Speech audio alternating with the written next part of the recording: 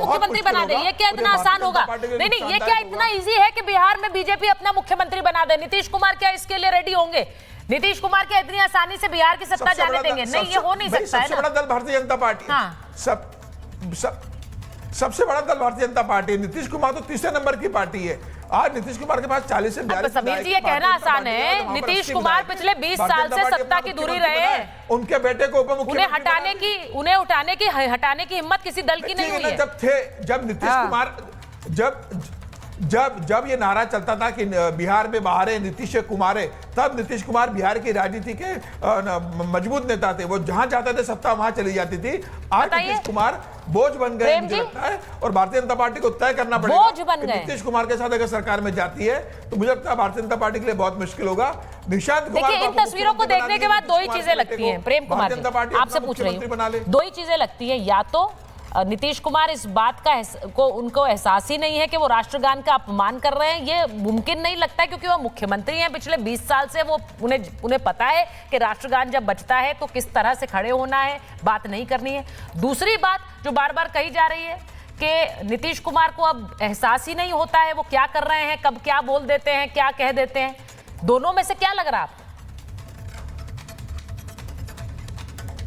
देखिए, दोनों में चाहे जो स्थिति, मान लीजिए थोड़ी देर के लिए, मैं तो नहीं मानता कि वो बीमार हैं, लेकिन मान लीजिए बीमार भी हैं, तब भी जो आचरण मुख्यमंत्री के तौर पर राष्ट्रगान के लिए वो कर रहे हैं, तो एक केंद्रीय हस्तक्षेप की आवश्यकता है।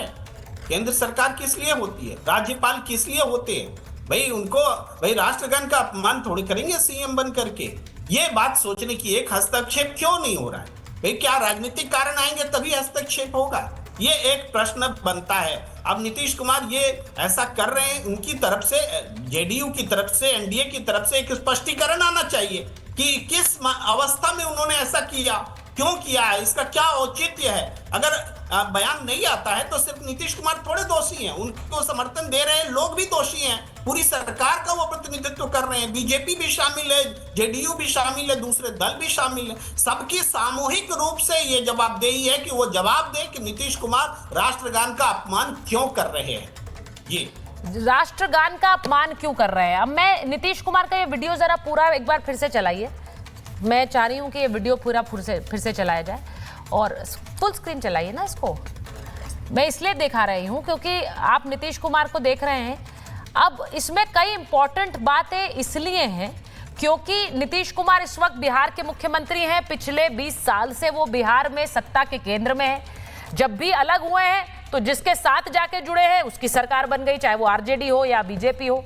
इसीलिए क्या आरजेडी डायरेक्ट अटैक से बच रही है? आरजेडी कहती रही है कि वो राबड़ी देवी ने कहा कि नीतीश कुमार इस्तीफा दे दें, पर वो साथ में ये भी कह रही निशांत कुमार आ जाएं। अब उनके बेटे को लेकर बहुत सी चर्चाएं, उनके बेटे को लेकर बहुत सारी चर्चाएं हैं कि निशांत कुमार आएंगे। प्लीज 3070 में लीजिए इसे।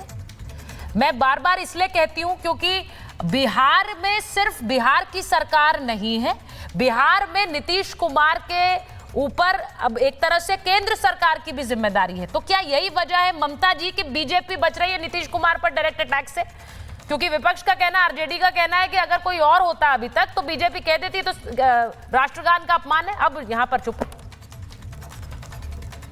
सुचरिता जी, देखिए, जो हम लोगों ने देखा है वो बहुत पेनफुल है, और ये बात कोई डिनाई नहीं कर सकता है कि राष्ट्रगान का अपमान है। और किसी को भारतवर्ष के अंदर, इरिस्पेक्टिव ऑफ पॉलिटिकल पार्टी और कोई भी चीज हो, किसी को यह अधिकार नहीं है कि भारतवर्ष के राष्ट्रगान का कोई अपमान करे। जो विजुअल्स है वो मैंने भी देखे। इनफैक्ट जब मैंने पहली बार देखा, I was very very shocked. मुझे लगा ये क्या एआई जनरेटेड है, लेकिन बाद में मैंने देखा कि नहीं, ये तो सही चीज है।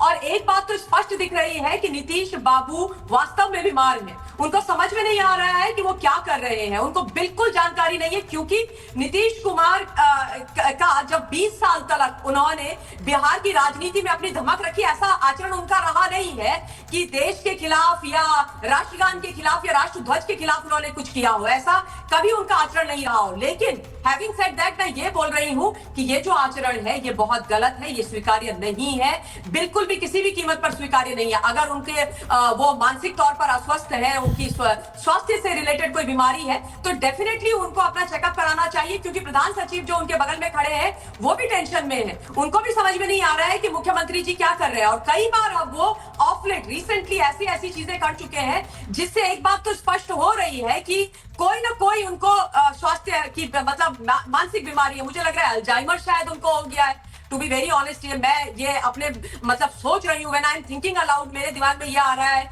कि क्या उनको अल्जाइमर्स हो गया है, कि उनको याद नहीं रह रहा है वो क्या कर रहे हैं। तभी वो खुद गृह मंत्री होकर के पूछ लेते हैं कि भाई गृह मंत्री से बिहार प्रदेश के मेरी बात कराओ, फिर उनको याद दिलाना पड़ता है कि आप ही हैं। और हाँ, अगर ये बात उठ रही है कि पार्टी के अंदर अब नीतीश बाबू को अपनी जगह कमान अपने बेटे को सौंप देनी चाहिए, निशांत कुमार को सौंप देनी चाहिए, तो डेफिनेटली उनको ये कर लेना चाहिए। नहीं, पर बिहार की राजनीति में बिहार में क्या ये है?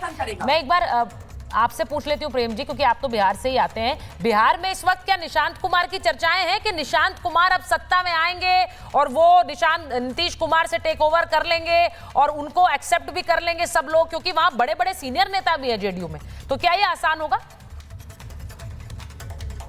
देखिए, बिहार की पॉलिटिक्स जो है व्यक्ति के इर्द गिर्द ही घूमती रही है। हाँ। और चूंकि नीतीश और लालू की अपनी एक रही छवि, तो इसलिए बीजेपी में देखिए कोई वैसा चेहरा नहीं रहा जो उस जगह को ले। तो इस हिसाब से हम देख रहे हैं। चलिए, प्रेम जी का ऑफ फ्रेम चला गया। लारी जी, मैं आपसे पूछ रही हूँ क्योंकि बिहार में जो पूरा विपक्ष है वो इसी आस में बैठा है कि कब नीतीश कुमार वापस ले ले समर्थन, कब चंद्रबाबू नायडू वापस ले ले समर्थन और ये सरकार गिरे और फिर हम अपने पत्ते फिक्स करें। नहीं मैम, ऐसा कुछ नहीं है। दूसरी एक बात मैं सारे चैनलों से सबसे मैं निवेदन करूंगा, नीतीश जी की हालत ठीक नहीं है, ये बात फैक्ट है। और हमारे फादर के दोस्तों में से है, हम लोग गए थे मिलने, इनसे मुलाकात हुई थी। तो अल्जाइमर है, ममता जी जो बात करिए बिल्कुल ठीक कर रही है, इनको अल्जाइमर ही है। अल्जाइमर के मरीज जो है पुरानी बातें बहुत याद रखते हैं, नई बातें भूलते हैं। हाँ। नए चेहरे भूलते हैं, पुराने चेहरे बहुत अच्छे ढंग से याद रखते हैं। ये अल्जाइमर के मरीज में परेशानी है, तो इनके में ये निशानी है। क्योंकि हमारे फादर को देखते साथ वो 1977 का जेपी आंदोलन और ये सब बातें चालू हो गई थी। तो बुजुर्ग हैं, ठीक है, हो गया, इनको खुद इस्तीफा देना चाहिए। बेहतर तो ये है, वो होगा सेहत नहीं अच्छी ना। नहीं है ये बात की। सर इस अब यही तो वक्त मसला समीर जी, इस वक्त मैम, यही मसला है। हम पॉलिटिकल लोगों हाँ। में यही मसला है कि हम लोग सत्ता छोड़ना नहीं चाहते हैं। हाँ, वो होगा नहीं। मेरे फादर को वही मैं कह रहा हूँ ना, हमारे फादर को देखिए रिटायरमेंट लेके बैठ गए। जनता दल का फॉर्मेशन, समाजवादी पार्टी का फॉर्मेशन, देखिए वो बिहार में पिछले 20 साल से नीतीश कुमार हैं, लेकिन क्या अगले 5 साल भी समीर जी नीतीश कुमार ही रहेंगे? सवाल इंपॉर्टेंट ये है। और अगर नीतीश कुमार नहीं तो क्या ये मौका देगा बीजेपी या फिर आरजेडी को एक्सपेंशन का? समीर जी, क्या ये मुमकिन है? बिल्कुल बिल्कुल, मुझे लग रहा है कि भारतीय जनता पार्टी के लिए एकदम सही समय है कि वो बिहार की राजनीति पर अपना कंट्रोल स्थापित करे। देखिए, नीतीश कुमार तो वही है ना जिन्होंने जॉर्ज फर्नांडिस का टिकट सिर्फ इसलिए काट दिया था कि वो बुजुर्ग हो गए थे, उनका स्वास्थ्य ठीक नहीं था।